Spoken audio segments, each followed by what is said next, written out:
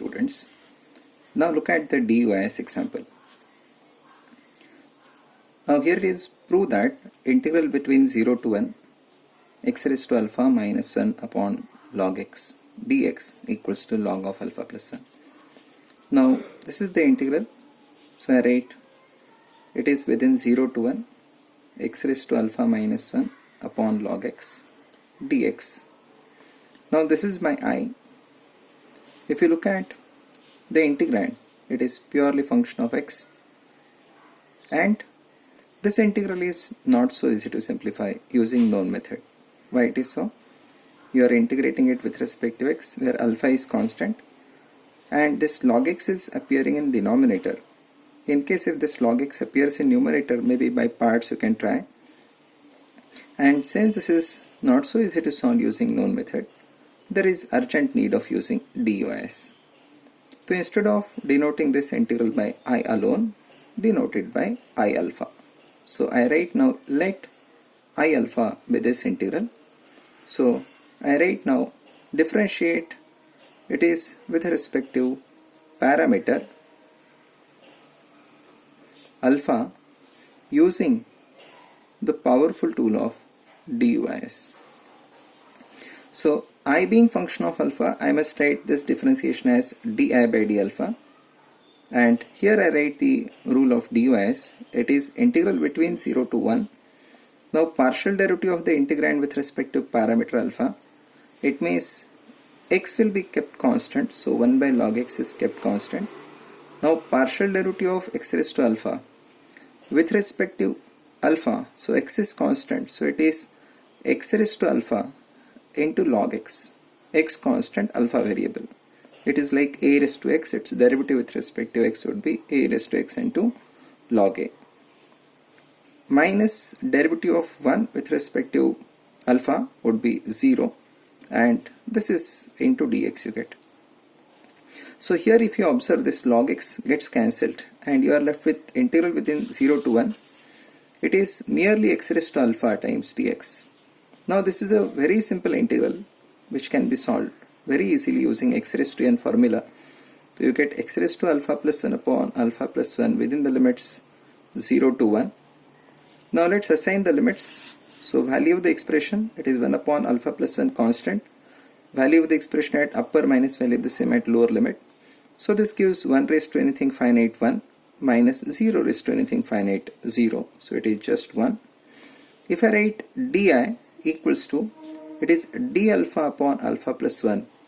So it means here in this case the variable I and alpha are clearly separated, and this becomes a differential equation of first order first degree, where if I integrate on each side you get the solution. So it is a variable separable type differential equation. The integral on left side would be I appearing from di by d alpha, so it is I alpha, and integral on right side would be log of denominator plus constant of integration c. Now to know value of c, let's choose alpha.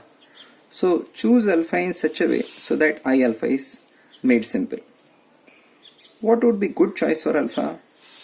So here in this case you see, if you observe you understand, the good choice for alpha would be 0. So this gives I0 equals to log of 0 plus 1 plus c, but what is I0? I0 gives you integral between 0 to 1 x raised to 0 minus 1 upon log x times dx. So anything non-zero raised to 0 is 1, 1 minus 1 is 0, numerator is 0, this quotient becomes 0, integrand becomes 0, okay, in a definite integral, so integral vanishes. So it clearly gives, this is giving you 0 equals to log 1 to the base anything is 0, it is plus c, it means you get c is 0, and the moment I replace c 0 here, you get I alpha is equals to, it is log of alpha plus 1 plus constant of integration c, which is 0, and the result is made very simple. So obviously when you write log x, that x is positive. Obviously when you write log alpha plus 1, that alpha plus 1 must be positive. and the I alpha, which was tedious, is made very simple using powerful tool of DOIS, and here lies the importance of DOIS. Here you have another example in extension to this, which will demonstrate an example of more than one parameter. Here if I write x raised to alpha minus x raised to beta upon log x times dx. Now look at this. The integrand is function of x, and there are two constants alpha and beta, and this is not so easy to simplify using known method. Therefore there is urgent need of using DOIS. Now which parameter to choose?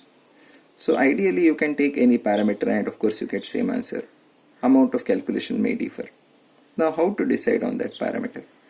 As we have discussed before, if you interchange their places, you get -1 times same integrand. It means here in this question the choice of parameter is unimportant. So either you decide it by I alpha or I beta. Of course you get same answer and the amount of steps would also be same. So I write now let I alpha be the integral given. And now let's work out the same procedure. So here if I write now differentiate, this is with respect to parameter alpha using the powerful tool of DOIS. Here if I write now di by d alpha is equals to integral between 0 to 1.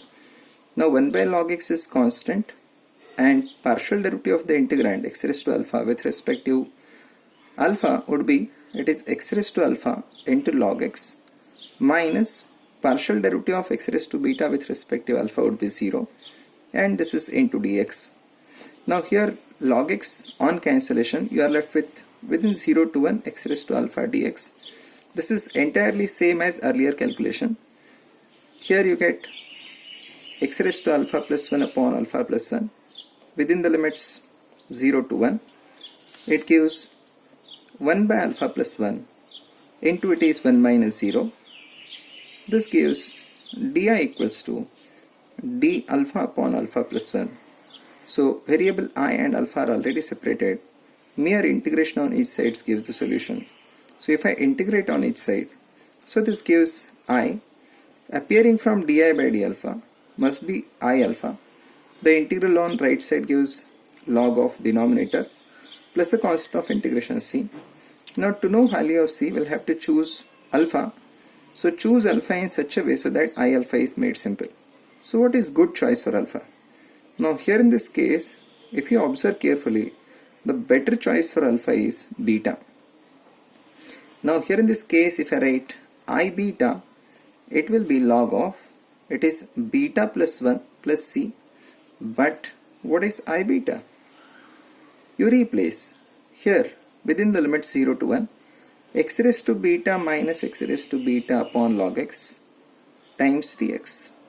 Now this is getting cancelled and numerator is 0, the integrand is 0, and integrand is 0 within the limits. It means integrand 0 in a definite integral, so integral vanishes.